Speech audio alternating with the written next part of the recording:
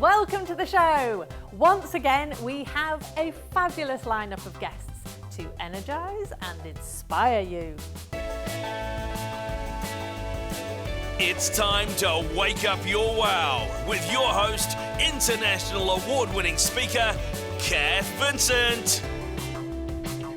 On the show, we discover the passion of Samba with Gabriela Guimaraes. Dr. Alex Müntz explains the dangers of screen time. And Conservationist Shelley shares her mission to clean up New Zealand's beaches. And in the Wilde Records recording slot with Jessie Wilde, we hear original music from singer-songwriter Keith Pereira.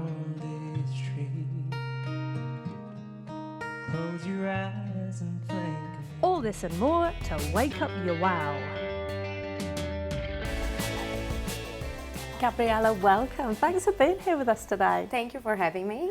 Now, you are a professional Samba teacher and dancer. First of all, what is Samba? So Samba is an art form rich in history and culture. It's an expression of freedom, it's a way of healing, it's a great way to move your body. It sounds amazing. It sounds like there's a lot to it. Yes, it's very nice. It's a beautiful mix, and just put it all together and enjoy it. Yeah. It's a beautiful joy. I can see your face light up when you talk about it. Yeah. You're obviously doing the right thing with your life. Thank so you. tell me, where does Samba come from originally? So originally comes from Brazil. Yeah. And you do as well, obviously. Yes. Yeah. That fabulous accent.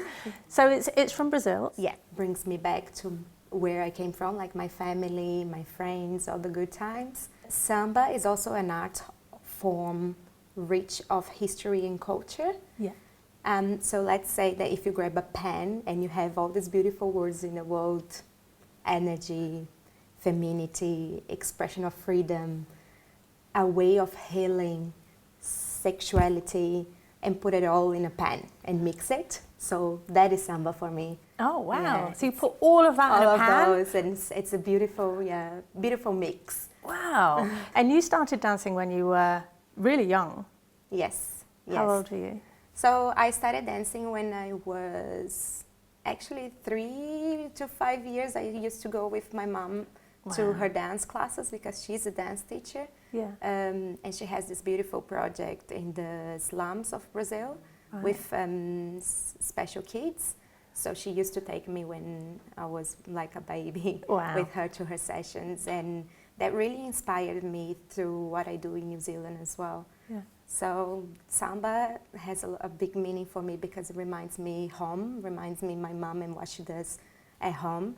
And I try to bring that passion that I have inside of me all around New Zealand. That would have a big impact on those slums in Brazil. Yes, yes, definitely.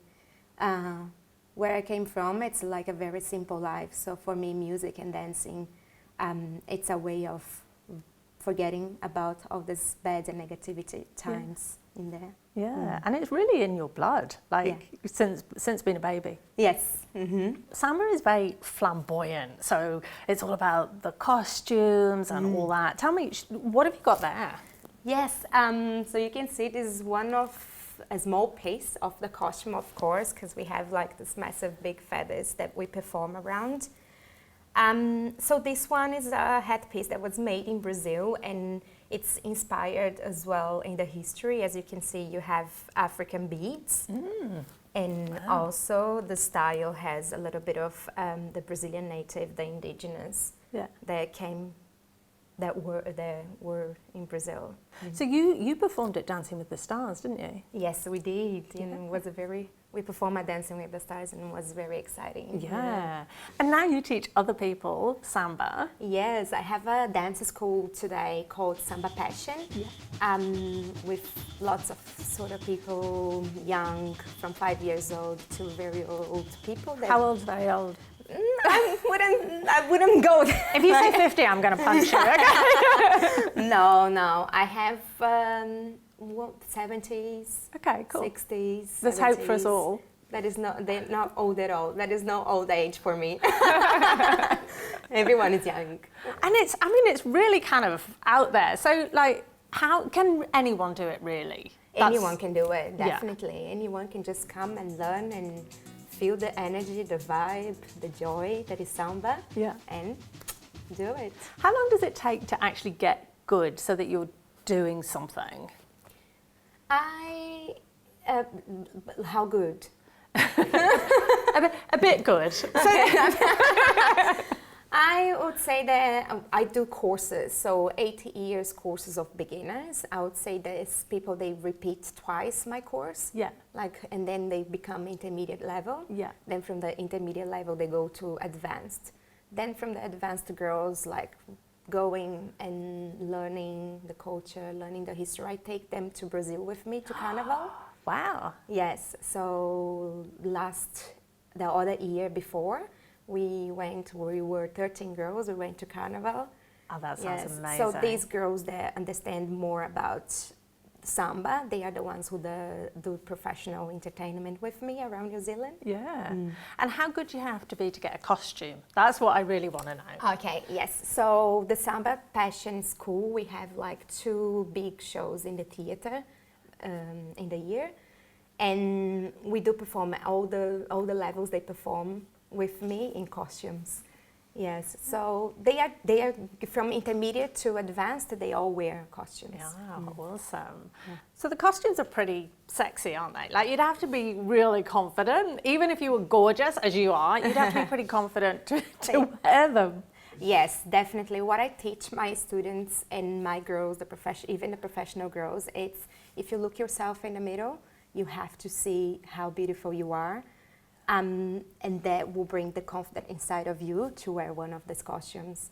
Because if you wear one of these costumes not being happy with yourself, you're not going to show people the beauty that you have on you and the energy that the Samba has. I love that. There's a really deeper message there for everyone, isn't there? Yes, it is. That's awesome. Thank you so much for joining us on the show. Thank you for having me. Yes. Up next, Dr. Alex Müntz on the importance of blinking. Alex, welcome. Thanks for being here. My pleasure, Cath. Thank you. So you are researching a condition called dry eye. That's right. What is it? Well, it's dry eyes. You know what it is. If you've ever spent a whole day in front of your computer and your eyes have felt tired and gritty and dry, that's dry eye. Now imagine that chronically. Yeah. Dry eye really is a disease of the tear film, of your tears, which leads to changes of your eye surface, and is associated with these chronic sensations of discomfort and dryness. Yeah. Do you know, just talking about it, actually my eyes are starting to itch. Yep, that's my role. Yeah. Raising awareness. So where does it come from? You mentioned computer screens. Is that part of the culprit? It's one of the things, definitely. Dry eye is a complicated thing. There's a lot of things that can lead to dry eye, and I think it makes sense to distinguish so-called modifiable and non-modifiable risk factors. There's things you can do and things you cannot. You cannot do anything, not much, about your age, your gender, your ethnicity. These are things that we know are associated with dry eye disease. So certain people will have an increased risk of dry eye. Right. But there's things you can change, such as the environment you're in. If you spend a whole day in an office that runs air conditioning all the time, that is likely to lead to dry eye. Oh, okay. If you wear contact lenses, if you take certain medications, and screen time, extended screen time is definitely one of the big factors nowadays. So why would screen time have such an impact on dry eye? Let me ask you a question. How many times a day do you think you blink? I'm too busy to blink. No, I have no idea. And that's why you have itchy eyes. I don't know. It would be a lot. Thousands? 10,000. 10,000. So that's your normal blinking rate. That would be a normal sort of average blink rate for a person. Please do, yeah. You're so aware. I'm counting. I'm sitting here with a counter. So we blink about 10,000 times a day, or we should. When you stare at a screen and doing highly focused work, such as gaming, for instance, if you ever watch a gamer play a game... That is not focused work, kids. Okay? Well, let's start arguing about that. You will see the blink rate reduce considerably. We actually find that blink rates reduce by up to 90% when you're on a screen. You focus way more when when you're on a digital screen with dynamic content, the distance, the size of it, the level of our focus really increases and drives us to blink less. And it's not just gaming though, it's like looking at a screen would cause you to blink less? I guess we need to carefully distinguish between the task we're doing with our screen, because probably looking at a PDF document on a screen versus the PDF printed won't be much of a difference, although even there we see slight differences. It really has to do with how engaged we are. And these days we are more engaged than ever, scrolling through our feeds and posting and whatnot. So doing that for extended periods of time leads you to really play little staring contests with your screen. You blink less, and not only do you blink less, but you also blink incompletely. What happens when you blink incompletely is that the lipid, so your tears, are a very interesting, very complex liquid substance composed of thousands of ingredients. One of them is lipid, and it's the most important component for the stability of your tears. If you now stop blinking, you'll feel that burning sensation. That's your eyes drying out. If you don't have enough lipid, your eyes will dry out. But for the lipid to be produced, you need to blink fully. Right, okay. So that's what happens. If you blink way less staring at a screen, you'll get less lipid produced, your tears become more unstable, and your eyes dry out faster. Over time, these can lead to changes of the ocular surface and potentially the chronic signs and symptoms we see. Wow, I'm paranoid now. So can you make up blinking? Excellent, made my point. But if you haven't blinked enough because you've been staring at a screen, you can't compensate for that, can you? You actually can. There's a couple of apps out there. Of course, there's an app for everything. There's plugins for your computer. We actually ran a study recently at the University of Auckland together with my colleague and mentor, Dr. Jennifer Craig, most of the work lies on her shoulders, really. We've invited 50 volunteers to take part in a month-long study, and we asked them to do blinking exercises every day, every 20 minutes. Do this, once every 20 minutes. They came back after a month, their eyes were healthier, happier, they claimed less symptoms, and the quality of their blinking had improved. Ooh, okay. So it's trainable. There's a potential. How we do that, I guess we'll have to see, but it's possible. So you can resolve it by blinking more, but you probably won't think of it. I guess we're all a bit different. Some people are really good at training that and coming up with props or be it incentives. Sometimes people go, every time I right click, I remind myself to blink. Oh, that's a good idea. That may be trainable, but the reality is that won't work in everyone. So we just need to communicate our work better, our findings, and educate to empower people to be more aware about the choices they make in their lives and their children's lives in their digital future. Awesome, thanks for joining us on the show. My pleasure, thank you, Gav. Up next, Shelley Butt on the state of New Zealand's beaches.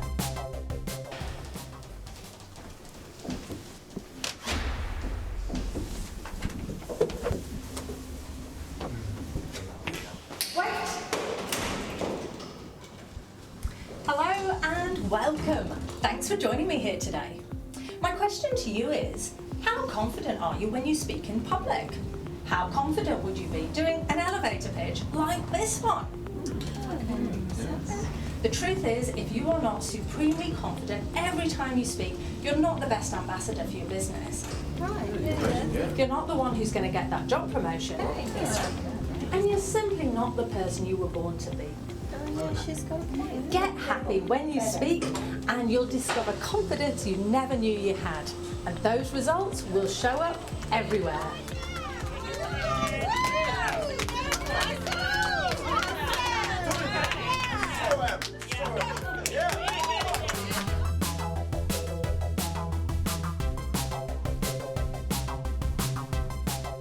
Shelley, welcome. Thanks for being here. Thank you for having me. Now, you coordinate programs for sustainable coastlines. Yes. So tell me what you're working on.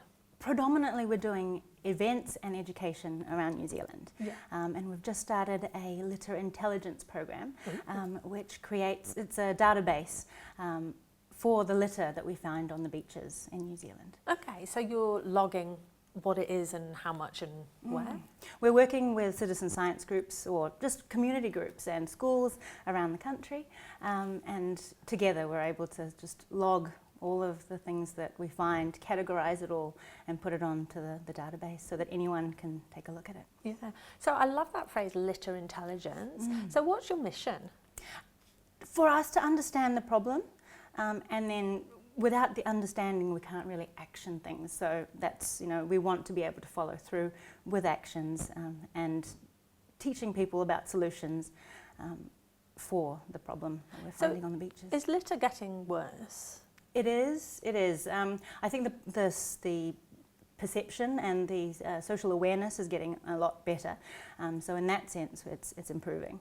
Yeah. But we are still finding a lot of stuff on the beach. Yeah. So it's just about creating that awareness and creating the empowerment that people can change it themselves. Yeah.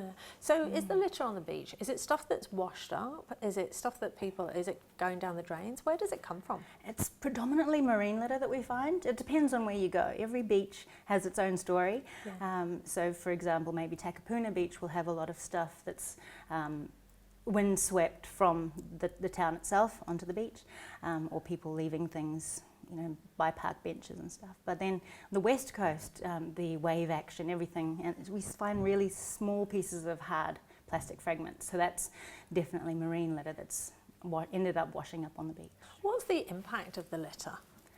There's so many impacts in terms of human health, but also the health of our marine mammals and our fish.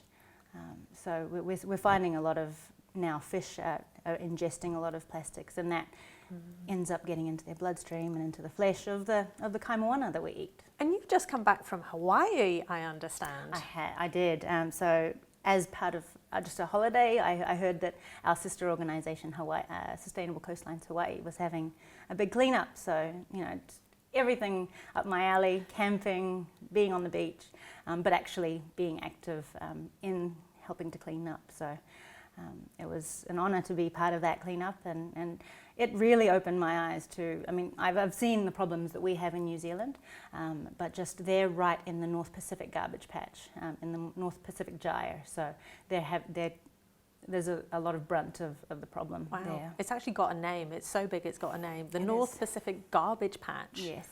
So it's a litter soup, really, of lots of tiny microplastics, and the bigger stuff that they're finding with commercial fishing and things like that.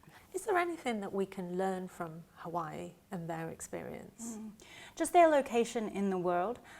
They have contributed very little to the rubbish they're finding on the beach. They're owning it, even though they're not part of the problem. They're owning the solution to it. So I think we can do the same. Yeah. A lot of our rubbish is actually created by us and the local industries.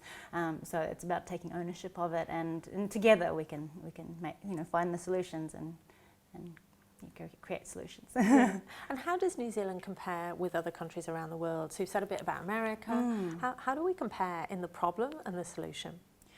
I think we're actually on par with a lot of countries. We do have that image of clean, green New Zealand. We have the benefits of being quite a small country, so the amount of waste we produce is relatively less, but in terms of per capita, we're actually the 10th biggest producer of waste. Yeah. So in terms of that, we're not looking good. Yeah. So just that consciousness and that thinking about our consumption, really. Yeah. How did you get into this? So I walked Te Araroa, and it's a walk from the top of the North Island and starting off in Cape Reinga down to Bluff. So I walked a lot of the beaches and just walking through the very uninhabited beaches and seeing that marine plastic, the rope and the big containers and all of the microplastics that have washed up, and knowing that I had to do something about it. Helped me lead me towards Sustainable Coastlines. Yeah. They do great work, and I volunteered with them for about a year and a half before this job came up, and they yeah, I got the job. Cool. And so what can people do if they want to get involved? There's loads of things. We all of our events are on our website, and they can also, if they think that they have a community group that would be interested in taking part in our litter survey, all they have to do is just log on to litterintelligence.org. They'll see what we've got so far. We've got about 80 groups now, 80 sites that are being managed by citizen science groups. So they need to know nothing, they just have to have a passion for their beach, and a willingness to want to sort of be kaitiaki for that beach. And then we'll give them the training that they need, we'll give them the equipment that they need. Yeah, it's a lot of fun. So what practical tips can you give a householder for reducing their litter? A huge one would be composting, if that is an option. I do that. If that is an option for you. I mean, I know, different people, and we don't expect everyone to be perfect at zero waste. If people are at least conscious of it, we'd rather have millions of people imperfect about it. Yeah. So that's our sort of message. Do what you can, see what works for you, and in that way we can work together on it. Perfect. Thanks for joining us today. Thank you. That was good.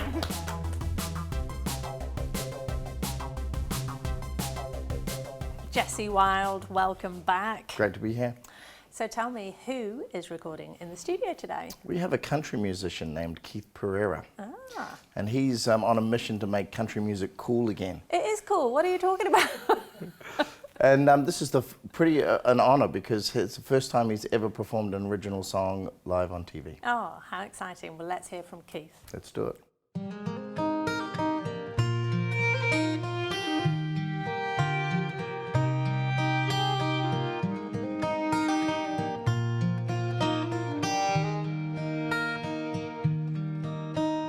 Wandering heart, don't set its roots down, don't know where it's gonna be.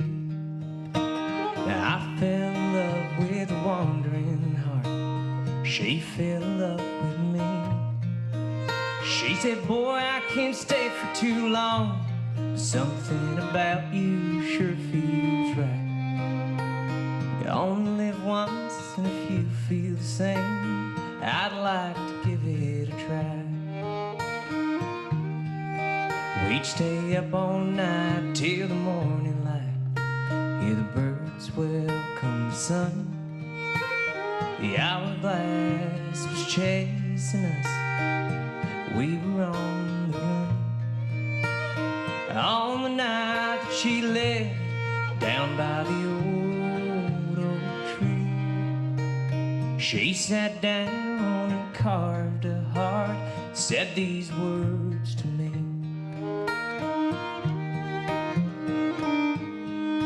Here's a memory of a love so right. I wish I could stay with you here tonight.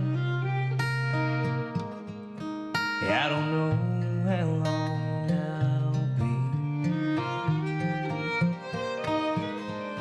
but if you wanna feel love that is real, come right back here to the heart on this tree. Close your eyes and think of me.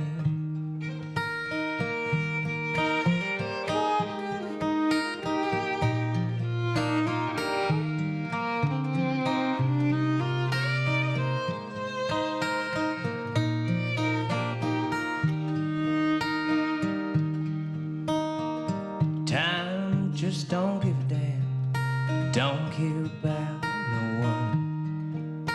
We both moved on and loved again since our season in the sun. But in my heart and on my mind, there's an old oak tree. When she sat down and carved a heart and said these words to me.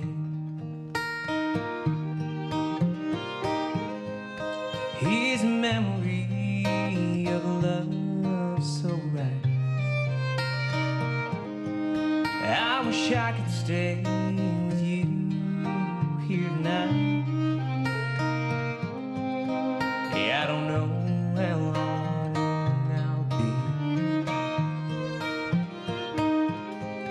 If you wanna feel the love that is real, come right back here to the heart on this tree. Close your eyes and think of me.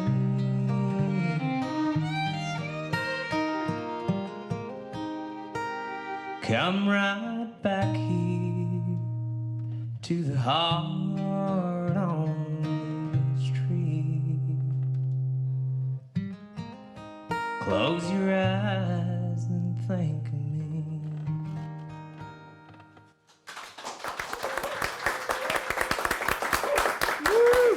Good stuff, brother. That was awesome, Keith. Thank you. Thank you so much for having me. It's official. Country is cool. It is. Yeah. So you've been working on a new album, is that right? You've been writing some material? Over the last few months, I've kind of just been trying to figure out what my sound is, like what I want my album to say.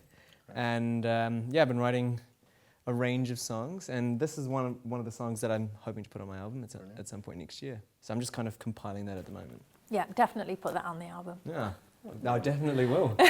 Yeah. We love that. That was like the first time I got to perform an original live on TV. So what got you into country music? Before we moved to New Zealand, my family used to live in Abu Dhabi, and my uncle, my dad's brother, was a radio host for a country music station. I think it was catering to a lot of the expats over there, especially the American and the ones from the UK. And I just grew up listening to the CD and to the CDs that he got from the radio station, and listening to his radio station and singing along to whatever was on at the time, mainly like 90s country music. And that started the love. Great. So how old were you when that started, like when you were listening to that? Well, we moved to New Zealand when I was 10, so I guess ever since birth till that point, I was just listening to country music. But then after we moved here, before we left, my uncle, so back then it was all CDs, right? And he made a copy of all his radio CDs that he bought himself from Nashville, and he gave it to my dad. So once we moved here, I just continued singing along to those CDs, and That would be one heck of a collection. Yeah, we have quite a few at home. Yeah.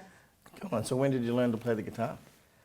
So Dad's a guitar player, and I didn't really.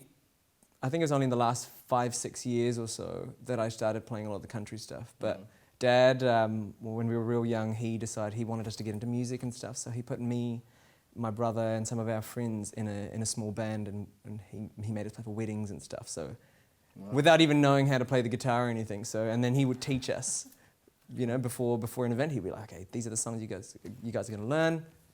Go play them." Wow, good on him. Which is real cool. Gave you a bit of stage presence earlier on, and like a bit of stage experience. And that's how Michael Jackson started. Like really? A showbiz family, yeah.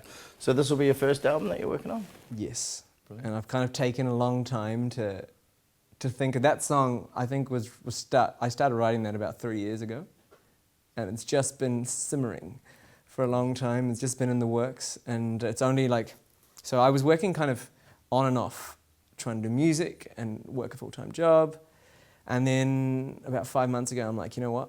I'm just going to stop the job and write for a while. So I spent 3-4 months just going through the motions of writing, and I started to see where my sound was going, and now I've got a bit of a clearer picture. So hopefully by July next year, I'm going to have something out. Well, it certainly sounds like a really well-crafted song, so you're on the right track. Oh, cool. Thank you so much. Especially, it's great coming from a songwriter as yourself.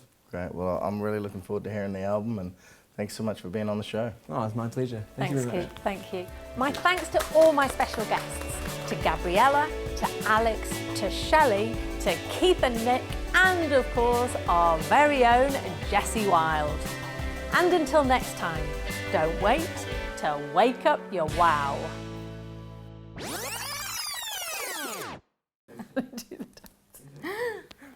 it. Oh, you made your... Oh, yeah. What do you think? It was made for you.